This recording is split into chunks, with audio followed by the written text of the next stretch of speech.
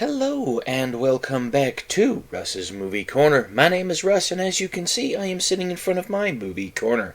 I have my Armor of God t-shirt on, my King of Kings movie right next to me, and judging by the frame around me, we are back, taking down another atheist. Back on the chopping block today is Kristi Burke and her video, 5 Bible passages that caused me to lose my faith. Now, when last we left off, we had finished up Bible passage number 1, which basically was kind of a Calvinistic belief. Determinism, some people are born to go to hell, some people are born to go to heaven, which actually isn't really biblical if you start to really read about it, you start to really understand what the Bible's actually saying. The fun thing is that we had just touched on Bible passage number 2. In Bible passage number 2, they used Psalm 137:9. Now, she said it's important to get context here, and context is important. I mentioned that, but I realized that I was kind of getting on in my interpretation there, or in my video, I mean, and so I was trying to end the video quickly because I needed to do some other things. And last week I had some things happen. You can check out the update video that's on my channel. It's only about 1.5 minutes, 2 minutes long. Basically, what had happened is that I had a pipe burst in my apartment, and I came home, the whole thing was flooded, and I had fans going, I had a dehumidifier in here, and it was a mess. So I didn't get anything filmed last week, okay? And so this week, I'm jumping back in, and I'm kind of starting off with this one. I'm still in the process of looking at the Creaky Blinder video that he did as a response to me, so I will continue to look at that, and then as soon as I'm ready to start on that, I'll do that.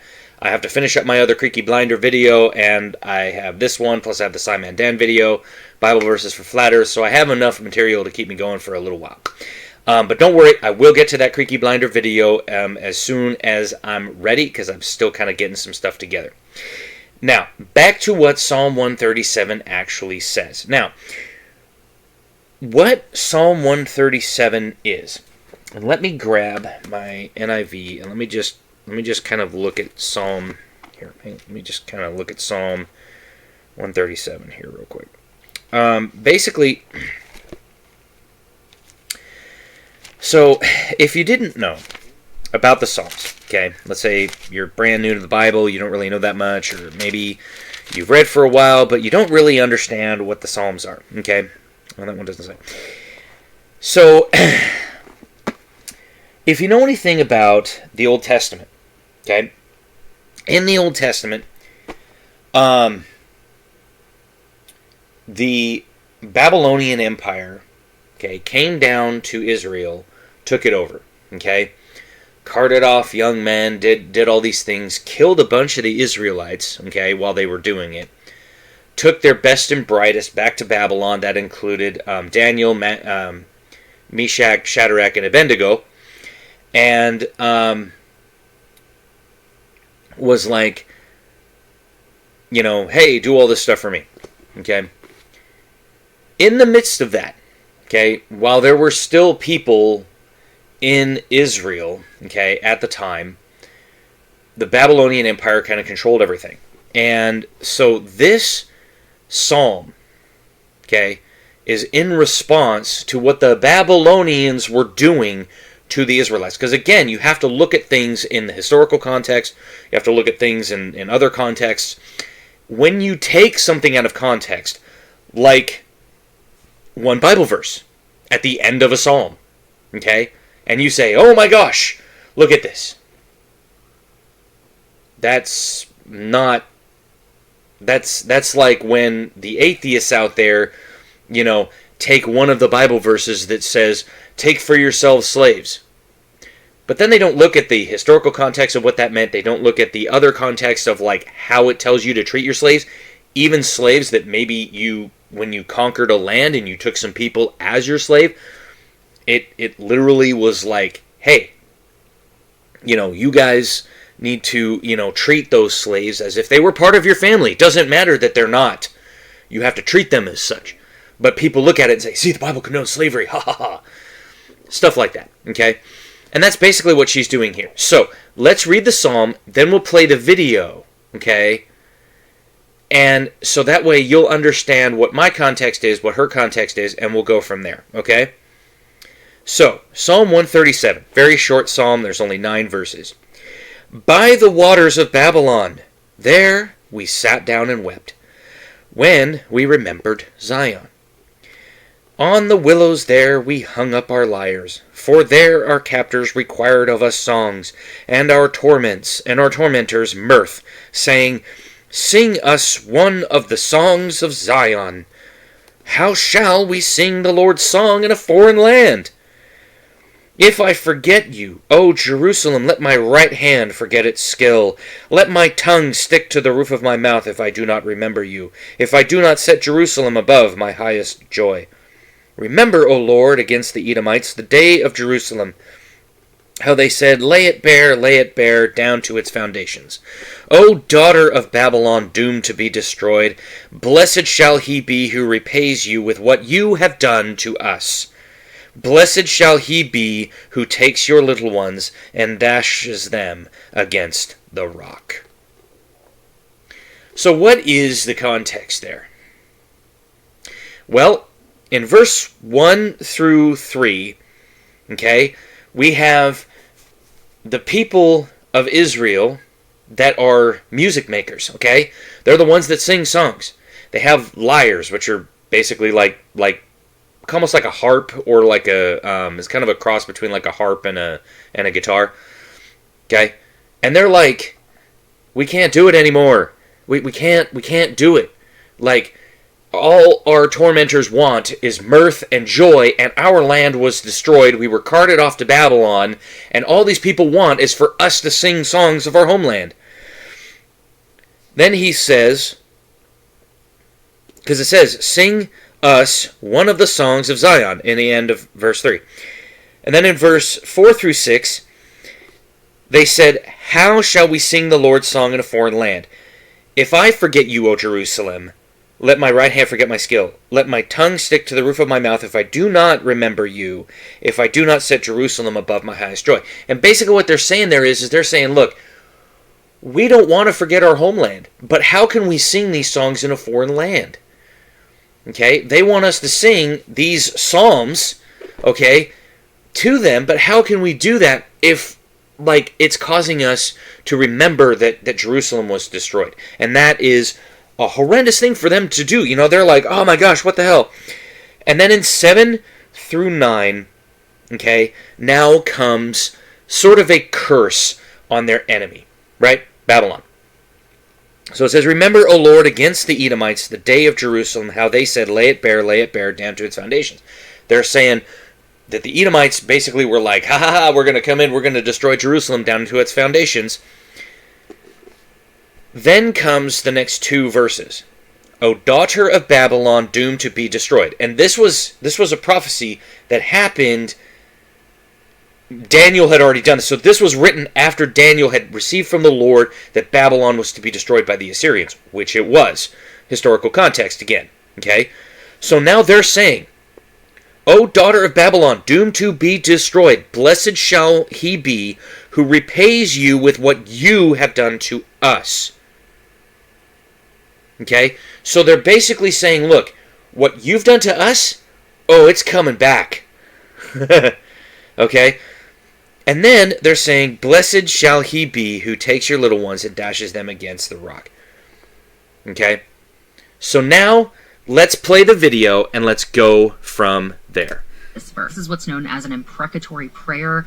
It is praying evil against your enemies. It is lamentation. It is an expression of grief. Basically what this psalmist is writing is about how they were treated so badly by their enemies, and so they want to repay them for what they've done. And this is often justified by Christians in this way. You know, well, they were just expressing themselves. They weren't actually bashing babies into rocks. That's true. Wanted justice. They wanted revenge. But my problem with that is that this is supposed to be the inspired word of God. God is supposed to be inspiring every word of this book. And God never condemned them for praying this prayer. Why should he? They were his chosen people, Kristi. Did you miss that part? I mean, they're God's chosen people. All throughout Scripture, okay, there's parts where people do evil to Israel, and then Israel cries out to God, when shall we go and take revenge on so-and-so? And God says, now is the time, go do it. And they go, rah, and then they go in there and they kill everybody. Okay? This is what's known, again, as eisegesis. This is what's known as reading into the text. She's trying to say that Psalm 137:9 is, this is the Israelites just being mean. They're just being mean. Kristi, have you ever been angry at anybody? I'm betting you have. Have you ever said to someone, I wish you would go jump off a cliff. I wish you would go swim with sharks. I wish you would take a long walk off a short pier and catch a fish while you're at it. Okay? I've done that. It's okay to express your anger. Okay? Remember, Babylon was going to be destroyed for destroying God's people. Okay? And actually, under the Assyrians, they released the Jews and they sent them back to their homeland and said, hey, you guys, you can go rebuild your temple. Because I know that under the Babylonians, they didn't allow you to do that. We want you to do that because we want you to be happy.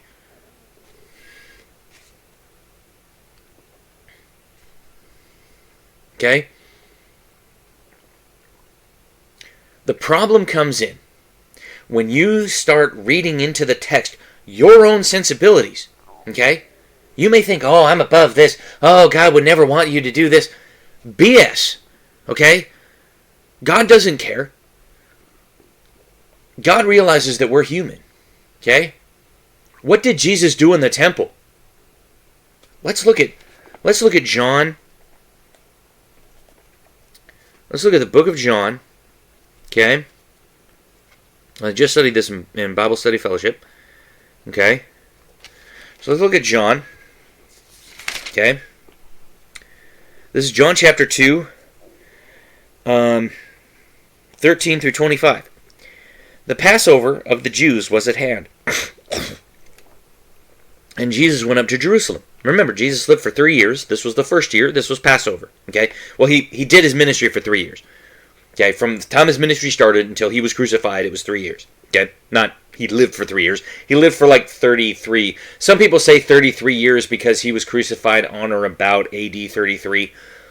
It's likely he was a little older than that because he was born, like, the Jews skewed their calendar a little bit, and when the Gregorian monks tried to go back and, like, reconcile all the calendars of the world to give us our modern-day calendar, they noticed that there were some discrepancies in some of the calendars because some people had like, embellished calendars, other people had, like, diminished calendars, other people, like, counted wrong, so they were trying to reconcile all of these. And it's accepted that somewhere between like 4 BC and 0, Jesus was born somewhere in there. And he died in 33 AD. We know this because Pontius Pilate, okay, was governor of Judea at the time when he was crucified. And he had been appointed like a few years before Jesus started his ministry. So they know that it's like, okay, Jesus started his 3-year ministry, and we know that Pilate was about this long, and so this is where he would have been. Okay? So he was in his mid-30s when he died. Okay? That's what we know. So, the Passover of the Jews was at hand, and Jesus went up to Jerusalem. In the temple, he found those who were selling oxen and sheep and pigeons, and the money changers sitting there. Now, the reason for this is because you needed animals to be able to sacrifice. You had to do it at the temple, and you had to do it during the Passover feast.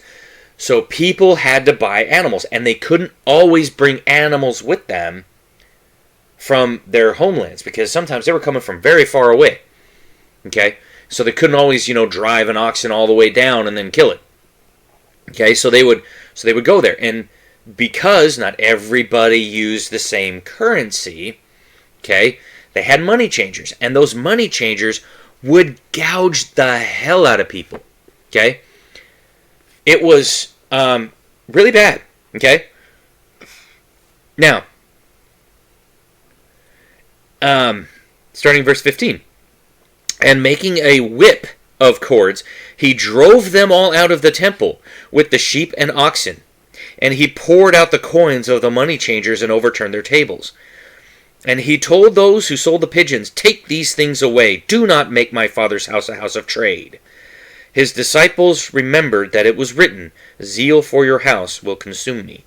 So the Jews said to him, "What sign do you show us for doing these things?" Jesus answered them, "Destroy this temple, and in 3 days I will raise it up." The Jews said, "It has taken 46 years to build this temple, and you will raise it up in 3 days?" But he was speaking about the temple of his body. When therefore he was raised from the dead, his disciples remembered that he had said this, and they believed the scripture and the word that Jesus had spoken. Now when he was in Jerusalem in Passover feast, many believed in his name when they saw the signs that he was doing. But Jesus, on his part, did not entrust himself to them, because he knew all people and needed no one to bear witness about man, for he himself knew what was in man. I mean, Jesus literally made a cord and was like whipping animals and people out of the temple of God. Okay? So, is that the vision of your loving, compassionate, hippie Jesus? I'm betting that it's not. Because that's the postmodernist hippie Jesus that people like her were told to believe in. Or that she made up in her mind the more that she listened to people talk about who Jesus was. Because that's not the biblical Jesus, okay? That's not the biblical God. Okay, these people, they get it twisted in their mind about what they think about God, okay? And so, like, I know that when I was a kid, okay, I told my brother many, many times, because he and I would fight. I have an older brother. I would tell him many, many times, "Go jump off a cliff." Did I actually want my brother to go jump off a cliff? No. But I told him to. Okay? Because I was mad at him for we were fighting, okay? It's just what you do, okay? There are times when I'm driving down the road and somebody cuts me off and I'm like, "You're going to get into a car wreck and die, you dumbass. What are you doing?" Okay? Do I want that person to get into a car? Do I want to wreck my car into theirs? No. But they're going to cause a car accident one day, and they are going to kill people. Okay? Do I wish that on that person? No. They're not doing what she thinks they're doing. What she thinks they're doing is they're saying, "Ooh, yay, we're gonna join in with the Assyrians, and we're gonna take your babies and bash them against rocks." That's what she's saying. Here's a hint. They're not actually saying that. What they're saying is that, "O daughter of Babylon," because the context is in verse 8, "O daughter of Babylon, doomed to be destroyed, blessed shall he be who repays you with what you have done to us. Blessed shall he be who takes your little ones and dashes them against the rock." Because that's what the Babylonians did to the Israelite children. Okay? They killed Israelite children the same way. So what they're saying is they're saying, "Look, it's coming for you. And when it does, you're going to feel our pain. And then you're going to know what it feels like to be us." That's all they're saying. It's implied in that. Okay? And they're saying, "Blessed is he who is going to dash your children against the rocks, because that's what you did to us. So now you're going to share our pain." That's all they're saying. So, I'm not justifying any type of abortion, any type of killing of children, like what's going on in Israel right now, okay? I'm not condoning any of that. This passage is not condoning any of that. It's just saying you're going to feel our pain. That's it. And if you'd read the actual psalm, Kristi, you'd have known that. He never said, "Hey, don't think that way. Don't be so vengeful." That's because vengeance is the Lord's? And he took vengeance upon the Babylonians for what they did to his people? So is it okay for the Israelites to say, vengeance is coming? Yes. Because they're not the ones going in and doing the venging. And besides, they've done it before.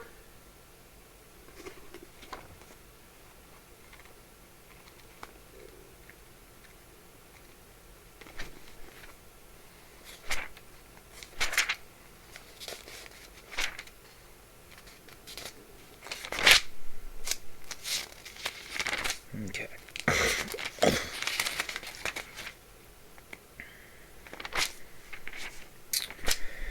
It was... Oh, come on now. Was it this? I thought it was in...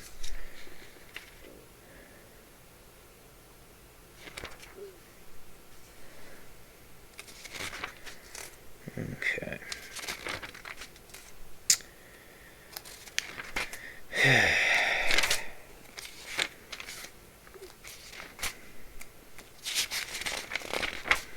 Must have been. This, let me see here.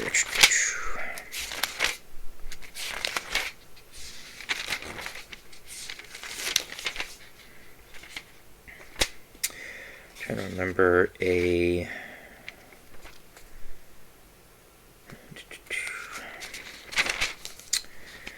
Just trying to remember here real quick where it was, but basically what it was is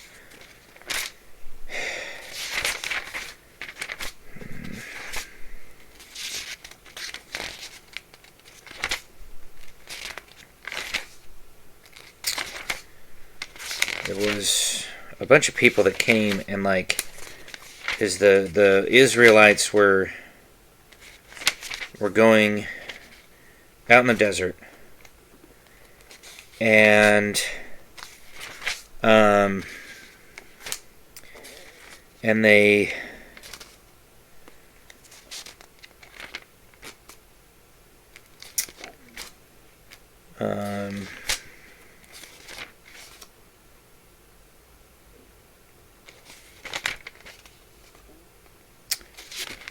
remember, I know they took, yeah. So basically,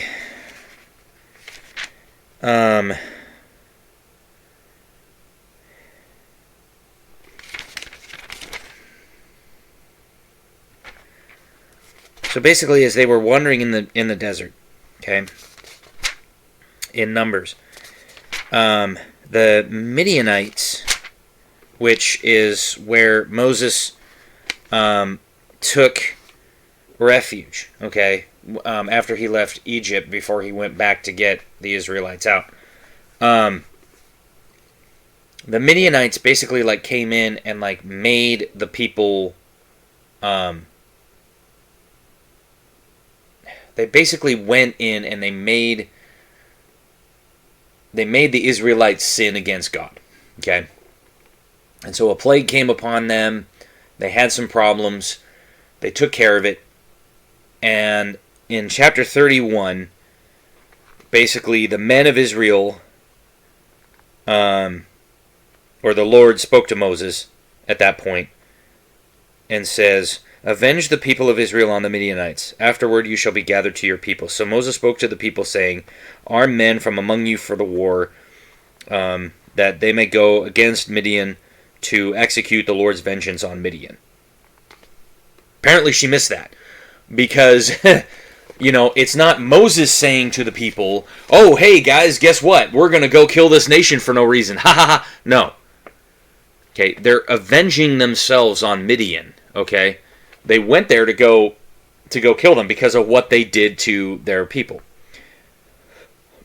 Okay?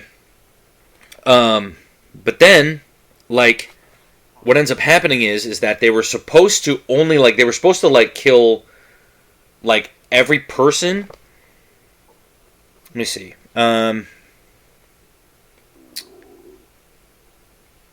Let me see here.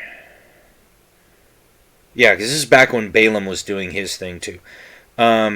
Yeah, and the people of Israel took captive the women of Midian and their little ones, and took as plunder all their cattle. But basically, Moses was like, no, you weren't supposed to do that. So, like, they basically came back with, like, all these women and children, and they're like, that's not what we told you to do.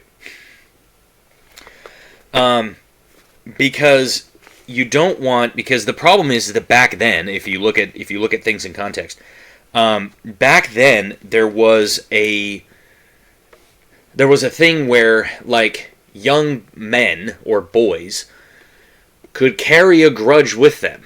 So basically, like, if they were left alive, they could avenge themselves upon the nation that took away their nation. Okay, which is why you tended to kill the young boys, and then you kept the young girls because you could raise them up to be in your household, to be concubines, to be, things like that, and you could teach them your ways. You could have, sons and daughters, and they could possess land, and they could do different things, and then hopefully they grow up to respect your God and not their gods. Okay? But that being said, she's probably never read that. But that happened a lot. Like, just go read the book of Judges. I mean, it's like, after Joshua, when they were supposed to kill everybody, they didn't kill everybody. And so, like, the tribes that grew up around them were like, hey, we're going to go do this. And they're like, no, you can't do that. And so they would go to war with these nations, and the nations would conquer Israel. And so they would cry out to the Lord, Lord, we need help. And then he would send them a strong person, known as a judge, to rise up again, to rise up for them, to run down and, like, raise up the men, raise up the Ark of the Covenant, go kill the people. That's what they were supposed to do. Okay? Then they would do that. Then they would promptly forget the Lord, and then another tribe would go to war with them, conquer them, and then they would cry out for a savior, and then a judge would be raised, and then they would do it all over again. Okay? It's a pattern with Israel. And this is one of those patterns where basically the Lord told them, you're going to get conquered by Babylon, and it's not going to be pretty because you have forgotten me. Okay? And then when Daniel prophesied against Nebuchadnezzar, he said to Nebuchadnezzar, you're going to get conquered. He goes, because Nebuchadnezzar had the dream about that big statue, right? And the statue was like gold up here, and then it was like bronze, and then like copper, and then like iron, and then like clay at the feet. Something like that. And then this big arm comes with this big pipe and like, or big club or something, and like strikes the foot, and then the whole statue plummets. And Daniel basically, because like nobody could interpret Nebuchadnezzar's dream, and basically like Daniel comes to him and says, I can interpret your dream for you, sir. He's like, here's what's going to happen. Okay? You're the gold. Okay? And then the next one, and then the next one, and then the next one, and then the next one.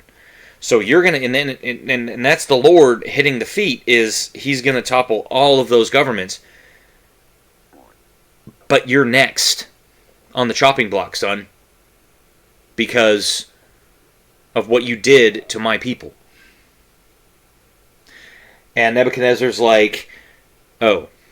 Because he tells him, you're going to be forced to eat grass like an oxen, you're going to be lowly like an animal, blah, blah, blah. So Daniel had already prophesied that Babylon was going to fall. Okay?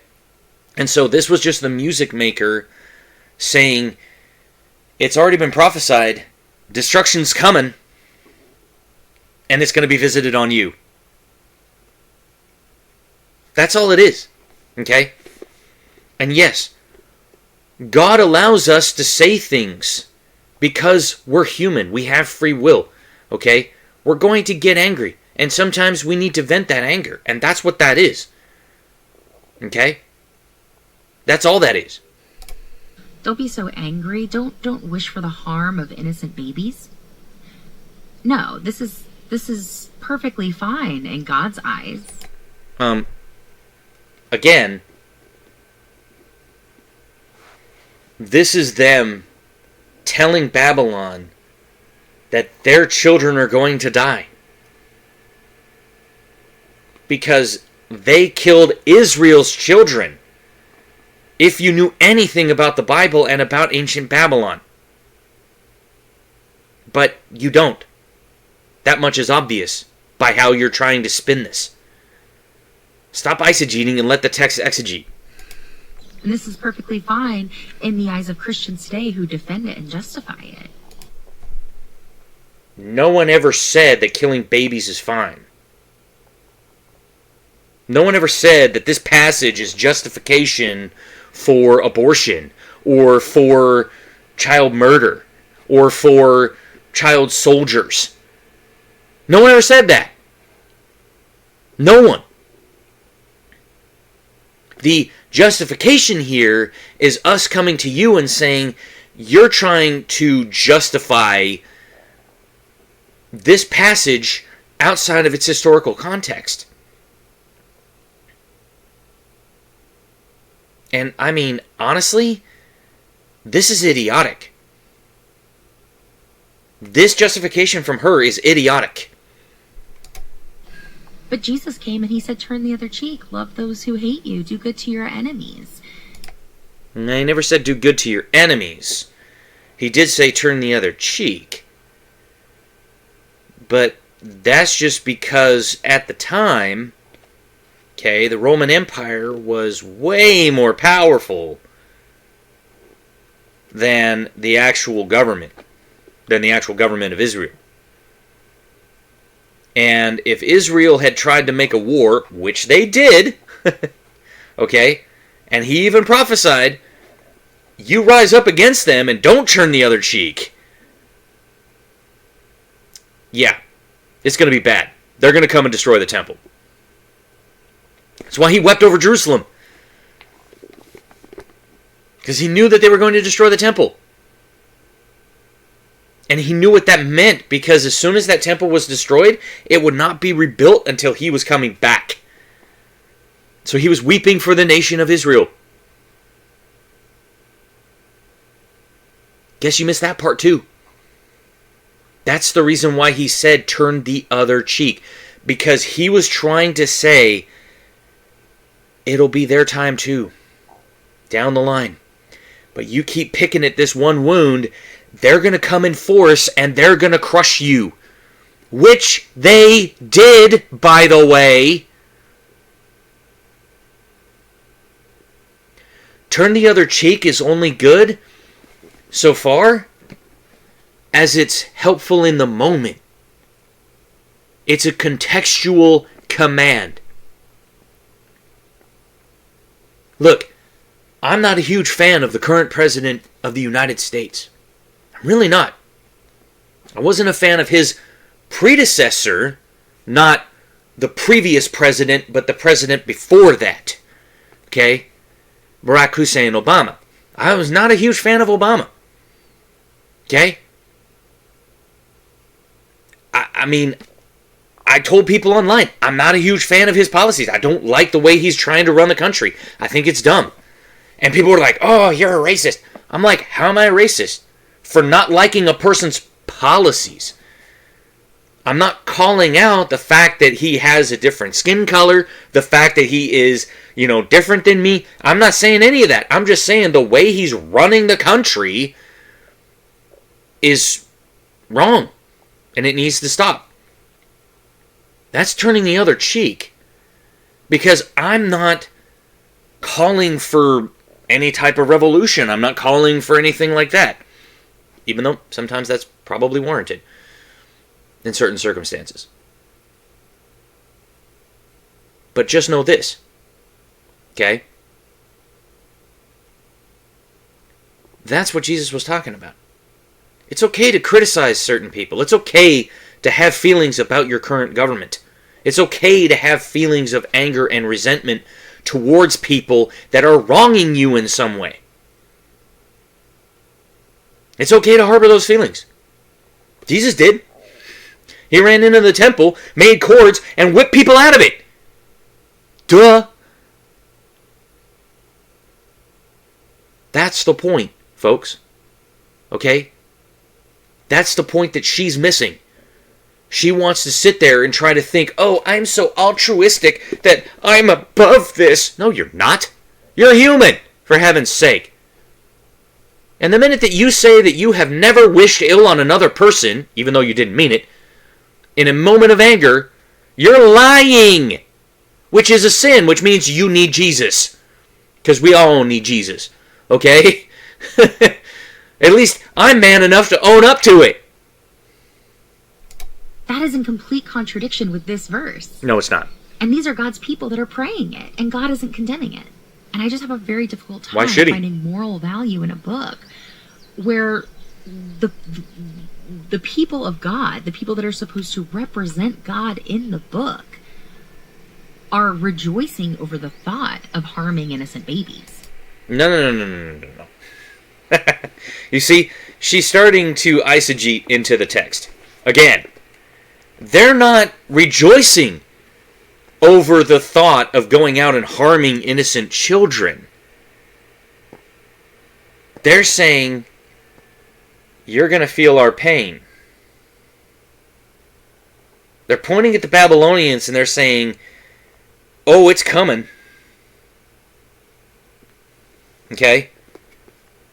Because again, if you read it in context of verse 8, O daughter of Babylon, doomed to be destroyed, blessed shall he be who repays you with what you have done to us.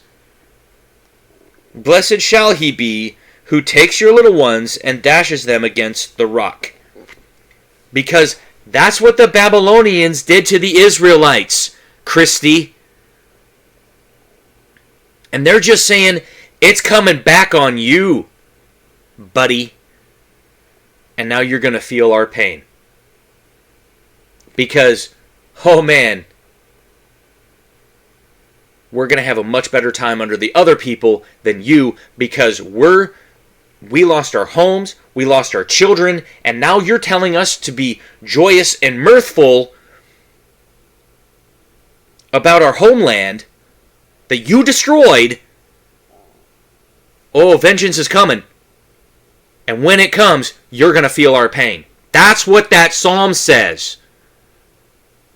Stop trying to eisegete and start letting it exegete. This right here is why I do this.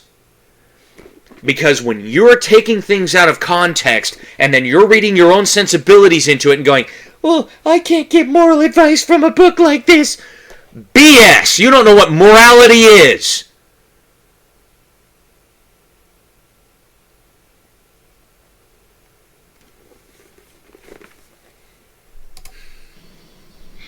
That doesn't make any sense to me, especially when you consider this is also the pro-life crowd. Seriously? So now all of a sudden, since you gave up your Christianity, now all of a sudden you're pro-abortion? Now all of a sudden you're pro-abortion? Huh? Did you just hear that? Is that what I just heard? Now all of a sudden she's pro-abortion? Which means she should be rejoicing over this passage. Woohoo! The Bible says I can go out and kill my children. Come on, you hypocrite! I mean, seriously. If you're going to sit there and you're going to get down on Christians for not, and God, for not condemning some passage because they're angry about their own children being killed, okay, and saying, blessed is he who dashes your children against the rocks because you're going to feel our pain, that's the implication in that, in those two verses, okay? The implication is there that it's like, yeah, it's coming, destruction is coming, vengeance is coming, and you're going to feel our pain. Because your children are going to get dashed against rocks. And so now you're going to know what it feels like. Kristi, you are so backwards. You are so backwards, woman. That you seriously need Jesus. Because if this is the verse that caused you to lose your faith, like if this was one verse out of the Bible that you took completely out of context and then said, oh my God, I can't believe that the Bible would condone the killing of babies. It doesn't. Oh, I can't believe this. Oh, I'm going to throw away my faith. You're stupid. That is the most idiotic justification I have ever heard. Make it make sense. But you can't, because none of what you say makes any sense, because you have zero morality. And because you said, and these are the ones that are supposed to be the pro-life crowd, means that now you're pro-abortion. Because you're not saying, well, I'm pro-life too, so I can't believe that people would be, using this as justification for pro-life. That would have been a better statement to make.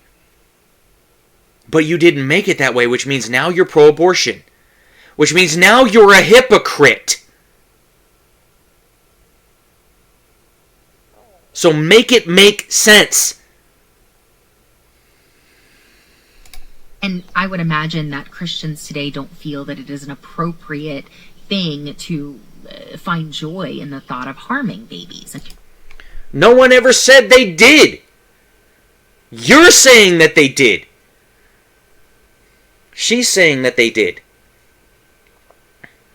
She's putting those words in our mouth. Like she speaks for all Christians all of a sudden. Oh, our Christians just, find it good that the people are harming babies. Nobody ever said that. Well, yeah, they do right here. No, they never said that. They said you're going to feel our pain. That's the implication there. Because they're saying, blessed are those who smash your kids against the rocks, because that's what they did to the Israelites. Again. Get it through your thick skull, Kristi. Now, I don't know if maybe I can ever reach Kristi. But if there's someone out there who had listened to this video and was kind of thinking, oh man, that's a bad verse, hopefully I can change your mind to say, that's not what the verse says. When you look at the context, that's not what the verse says at all.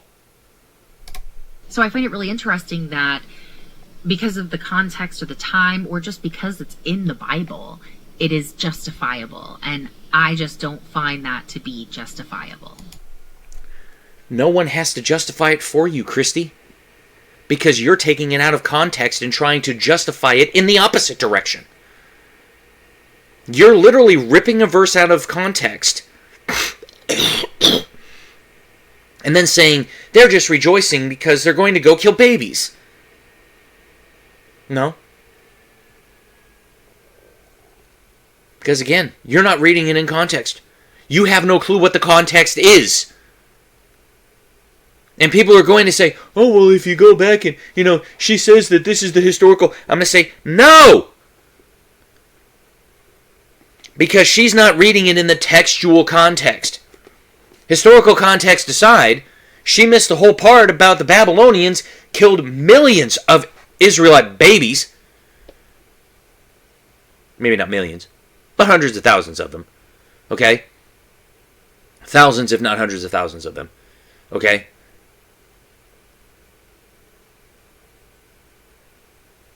And that's why they're saying, it's coming. Vengeance is coming. And when it comes, oh man, are you going to feel our pain.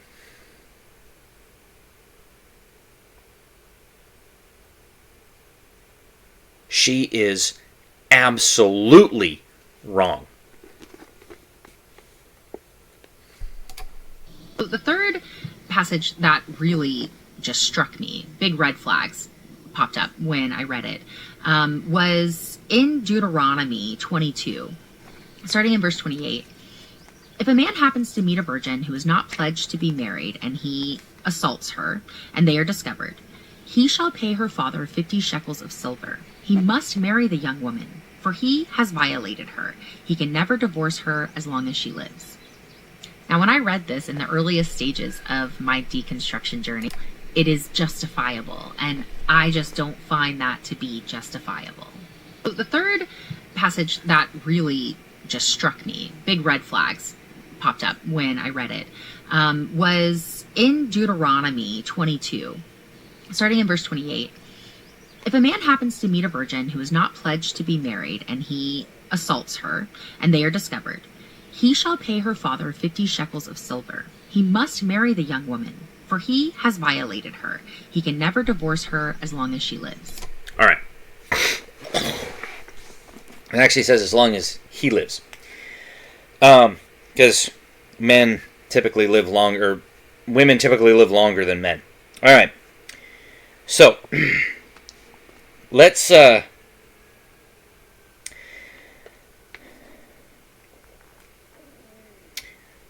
back up to verse 13, because these are laws concerning sexual immorality. If any man takes a wife and goes in to her and then hates her, and then accuses her of misconduct and brings a bad name upon her, saying, I took this woman, and when I came near her I did not find in her evidence of virginity, then the father of the young woman and her mother shall take and bring out the evidence of her virginity to the elders of the city in the gate. And the father of the young woman shall say to the elders, I gave my daughter to this man to marry, and he hates her. And behold, he has accused her of misconduct, saying, I did not find in your daughter evidence of virginity, and yet this is the evidence of my daughter's virginity. Then they shall spread the cloak before the elders of the city. The elders of the city shall take the man and whip him, and they shall fine him 100 shekels of silver, and give them to the father of the young woman, because he has brought a bad name upon a virgin of Israel. And she shall be his wife. He may not divorce her all his days. But if the thing is true, that evidence of virginity was not found in the young woman, then they shall bring out the young woman to the door of her father's house, and the men of her city shall stone her to death with stones, because she has done an outrageous thing in Israel by whoring in her father's house. So you shall purge the evil from your midst. Verse 22, if a man is found lying with the wife of another man, both of them shall die, the man who lay with the woman and the woman. So you shall purge the evil from Israel. Now, this is interesting, because if you go back to John, in John 7:59 through 8:11, some translations will say, early manuscripts do not include this. This is when it was the woman caught in adultery, right? Where they basically bring this woman out before Jesus, and they said, "Teacher, this woman has been caught in the act of adultery. Now in the law, Moses commanded us to stone such women. What do you say?" Interesting that they didn't bring out the man also. Because what does it say here? If a man is found lying with the wife of another man, both of them shall die, the man who lay with the woman and the woman. So you shall purge the evil from Israel. A little bit of a hypocrisy there. They brought the woman out, but they didn't bring the man. All right. And 23, if there is a betrothed virgin, and a man meets her in the city and lies with her, then you shall bring them both out to the gate of that city, and you shall stone them to death with stones. The young woman, because she did not cry for help, though she was in the city, and the man, because he violated his neighbor's wife. So you shall purge the evil from your midst. Now, the implication there is she didn't cry for help. So some people would say, well, okay, maybe she's being raped. No. It just says if he meets her in the city and lies with her. The implication there is that if she seduces a man, or if the man seduces her, or if he rapes her and she doesn't call for help. That's the three situations there. Okay? Now, says, but if in the open country a man meets a young woman who is betrothed, and the man seizes her and lies with her, then only the man who lay with her shall die. But you shall do nothing to the young woman. She has committed no offense punishable by death. For this case is like that of a man attacking and murdering his neighbor, because he met her in the open country, and though the betrothed young woman cried for help, there was no one to rescue her. That is a specific case of rape right there. Okay? It's saying, let's say she's gone to a city, she's gone to a neighboring city, and she's coming back, and a guy just grabs her, pulls her off the road, and forces himself on her, and grapes her. Then if she's crying out but nobody hears, right? And then she goes back to her father's house and she's like, Father, I was raped and this man, did this. They find the man, they stone the man. They don't stone her because she cried for help. Okay? And no one heard her. Okay? Now here's our passage. If a man meets a virgin who is not betrothed and seizes her and lies with her, and they are found, then the man who lay with her shall give her to the father of the young woman 50 shekels of silver, and she shall be his wife, because he has violated her. He may not divorce her all his days. And then it says, a man shall not take his father's wife so that he does not uncover his father's nakedness. And that's the last one. So, what she doesn't understand about this passage is that, one, there's like a whole bunch of little laws concerning sexual immorality. This is a punishment on the man. Not necessarily a punishment on the woman as she's going to try to claim it is. This is a punishment on the man. Because, see, she took this S and scooted it right over there. So she's basically saying, as long as she lives. Because then how could he get out of it? Have her murdered? Murder her himself? Like out in the open country? Bury her body and then come back and say, my wife was attacked by animals and she died and, yeah. No. As long as he lives. Says another way, he may not divorce her all his days. He's stuck in the marriage. So he decides to force himself on her. Okay? He decides to force himself on her.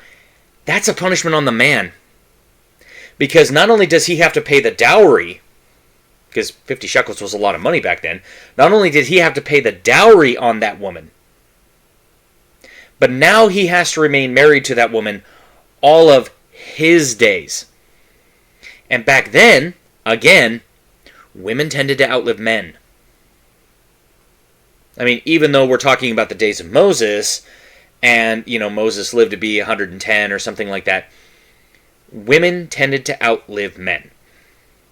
Now, could she die in childbirth? Yes. That is a possibility. Okay?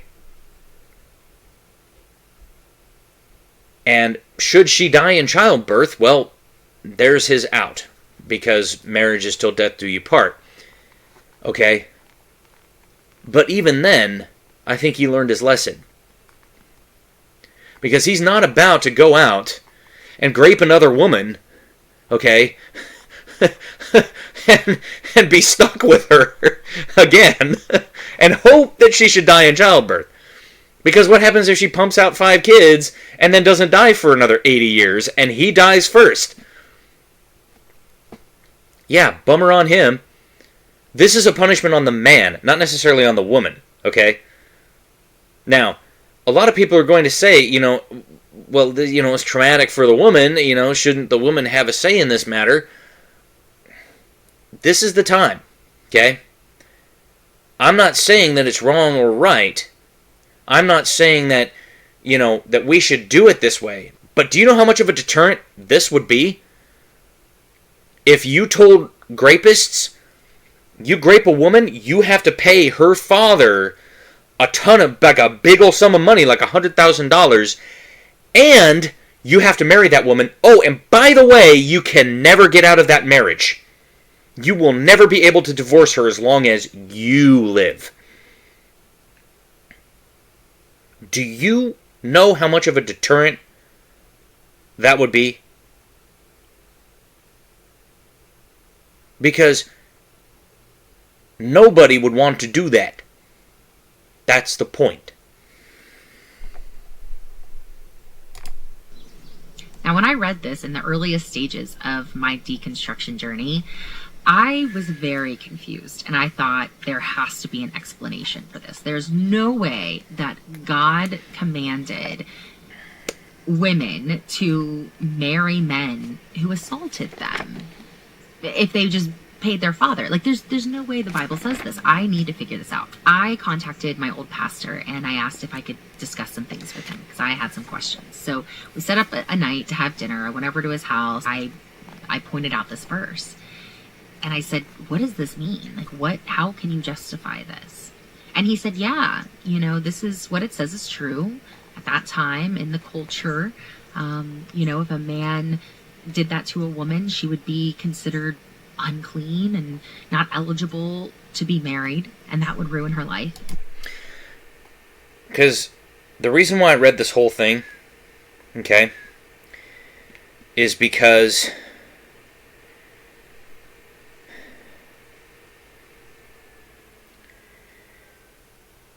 if you go back up to the beginning, where it says, I gave you my daughter to this man to marry, and he hates her, and behold, he has accused her of misconduct, saying, I did not find in your daughter evidence of virginity, and yet this evidence of my daughter's virginity, and they shall spread the cloak before the elders of the city. Then the elders of the city shall take the man and whip him, and they shall fine him 100 shekels of silver, and give them to the father of the young woman, because he has brought a bad name upon a virgin of Israel. And she shall be his wife. He may not divorce her all his days. And then it says, if those things are true, then she's been whoring in her father's house, and she should die because, she's doing that. And so basically, what they're trying to do is they're trying to say, if you look back at the context is verses 13 through 19, is basically saying, if she was a virgin, okay, and because back then, virginity was everything. Okay, purity was everything. Today, purity means nothing. Okay, in most of our culture, purity means nothing. I mean, there are still some women out there, and there are still some young men out there that are trying to remain pure. I urge you to do that. But purity today doesn't mean what it used to mean. Okay, purity back then was everything, because it meant that she was not a prostitute, she had not had a body count, she didn't go out and sleep with different men of the city just because, like the Bible says, whoring, okay?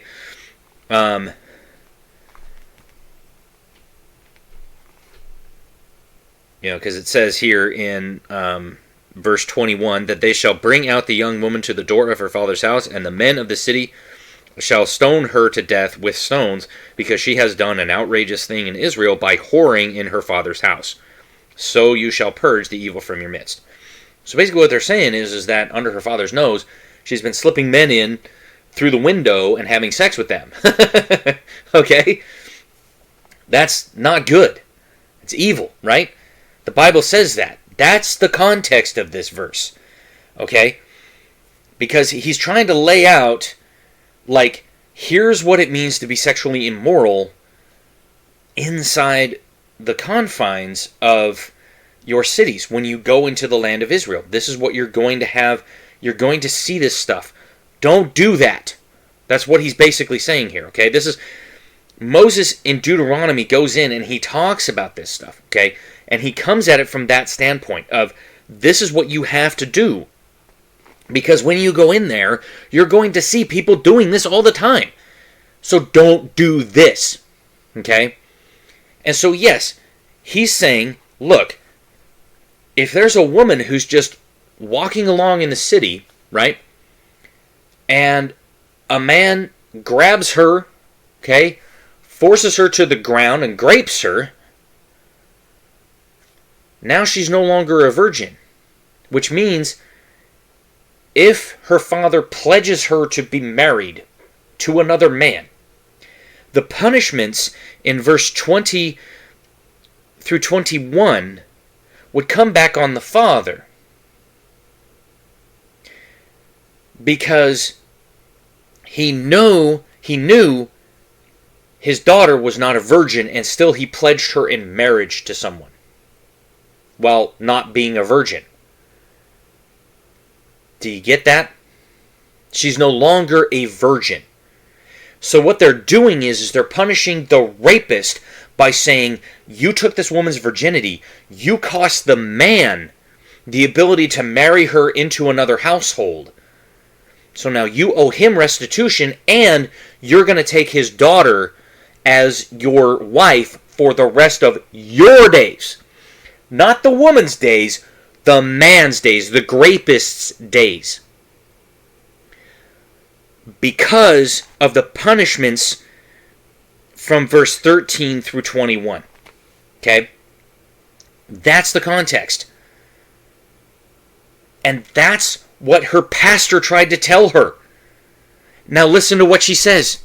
So the best thing they could do is have him pay money to her father and buy her. And then he'd have to marry her and he'd have to take care of her for the rest of her life. He would be obligated to do that. That is his punishment. Yep. And some people who are indoctrinated, who are taught not to question it, will just go, oh, okay. No. Because again, it's not indoctrination. It's right there in black and white, Kristi. If you bothered to read it. You see, this is the problem, again, when you tear out a portion of this, okay, and you don't look with it in context, you start to eisegete into the text what you think it should say. So you're thinking at it from a 21st century standpoint of rape is bad, hashtag me too, oh my gosh, everything is horrible, I would never want to do that. Okay? But if our laws were, if you, Kristi, if she, okay, was not eligible to get married because she had had sex outside of marriage, didn't matter how, she was not eligible to get married because she was unbetrothed and she went out and had sex, even if it was forced on her. Okay? And her punishment for that was stoning. Wouldn't the appropriate punishment be for the rapist to actually have to marry her and take care of her for the rest of her life? Wouldn't that be an appropriate punishment? Because you're never going to get married. Now, should you not want to ever get married, that's fine. But you'll never get a share of your father's inheritance or the inheritance of another person's family because you're a female. That's the context, Kristi. That's the context she's completely missing here. And when I'm saying the same thing that her pastor is saying in that context, and he probably pointed to this whole entire passage as the context, it went right over her head. Because she's thinking of it from the standpoint of hashtag me too. Oh, it's so bad. I would not want to get married to someone like that. Back then you wouldn't have had a choice. Because you wouldn't have been able to get married to the person that you wanted to get married to. Because if you weren't betrothed to that person, okay? If you were not betrothed to that person, and then got raped in a way that you would never have been heard, you would have been stoned. Right there. Okay?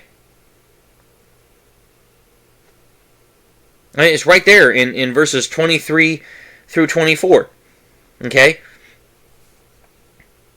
If there is a betrothed virgin and a man meets her in the city and lies with her, then you shall bring them both out to the gate of that city, and you shall stone them to death with stones. The young woman, because she did not cry for help, though she was in the city, and the man, because he violated his neighbor's wife. So you shall purge the evil from your midst. It doesn't matter if it's adultery or if it's grape.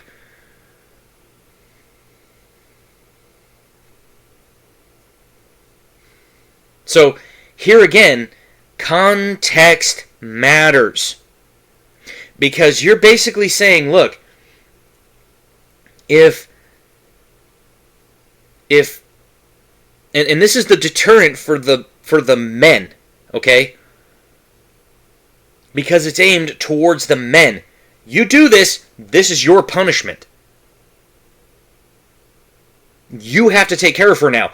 You have to love her. You have to be with her all the rest of your days. The man's days, not the woman's days, the man's days. And that's what she missed. Because she added that little S on the end there. She just took that as she. Okay? And that's wrong. Because again, she's eisegeting, not exegeting. Okay. I'm over my hour. We'll continue this next time. But I just needed to be able to get that out. Because this kind of crap frustrates the hell out of me. Okay? When people like this go out and try to self-righteously claim that they know all and that they're the arbiters of morality and all this kind of stuff, even though they don't know what the hell morality is. Okay? She doesn't have a clue what morality is. Okay? So don't believe anything these people tell you. And if you're one of those that is questioning your faith, do ask the hard questions. But don't go to the pastor and be like, well, it says this. No, just say, look, I was reading some things and I didn't quite understand.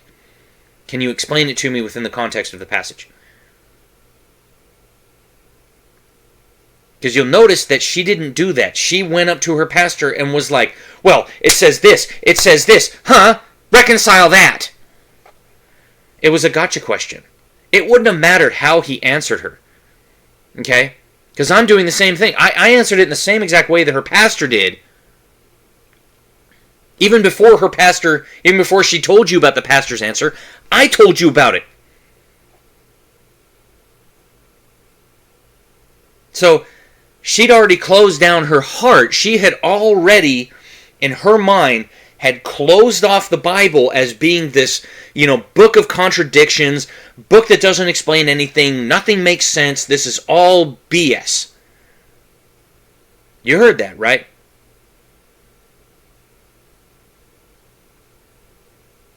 And when you do that, you're done. No one is going to be able to get through to you. Not a pastor, not me. Okay, no one. Except the Holy Spirit breaking through the hardness of her heart. Okay? So smash that like button, hit subscribe, drop a comment below, let me know what you think of this series so far. We're about halfway through it. Just under halfway. Just over, I should say, halfway. And so I'm guessing probably another 3 or 4 videos, depends on how long, on how much we get through the next time.